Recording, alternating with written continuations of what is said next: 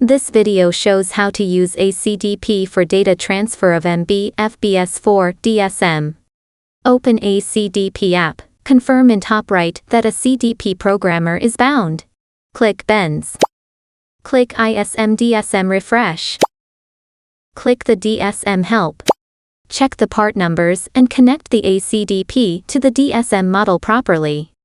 This video takes the A0002703252 as an example. Click DSM FBS4. Click Identify Info. Click Continue. Verify that the identified information of the original vehicle module is correct. Take a screenshot and save it. Click OK. Identify Info Finish. Click OK. Click Transfer Data. Click Step 1, Read Original Module Data. Click Continue. Click Continue. Click OK, Save Original Data. Please note to back up the file's path, date, time, part numbers. The file name should end with orig, bin. Click OK. Read Chip Data Finish. Click OK. Disconnect from the original vehicle module. Connect another second-hand gearshift module with the same part number. Click Step 2, Clear Donor Module Data. Click Continue. Verify that the identified module information is correct. Click Continue. Click OK, Save Chip Data.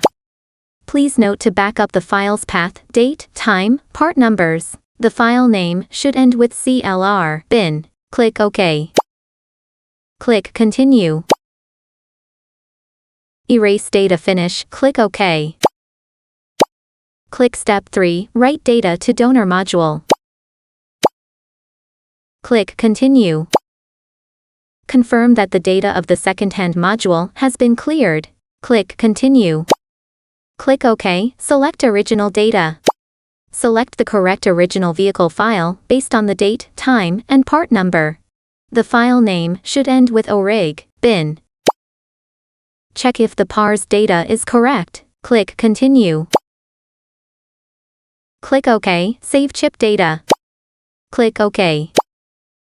Click Continue. Transfer Data Finish. Click OK.